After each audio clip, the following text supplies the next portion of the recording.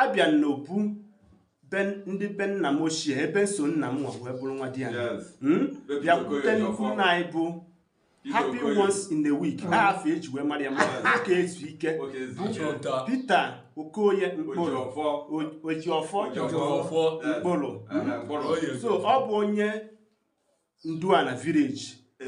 Ezioka Aguluzigbo ịbịarute na Aguluzigbo jụọ afa be nwoke ezu ike adịghị mmadụ na-abaza ma ọ bụ happy once in a week ọ bụ nna anyị bụ onye na-eme ife ejije nke ama ama ọ lụtara kapịnta ọnụ ya ọ gwara ikorobịa kwụsie na mmadụ unu na ya anya na ifu na ude na-ede anyị na-adị ha ahụ 98 years ka ọ dị na ime ọnwa abụ 2023 unu afụgonu ya na happy once in a week.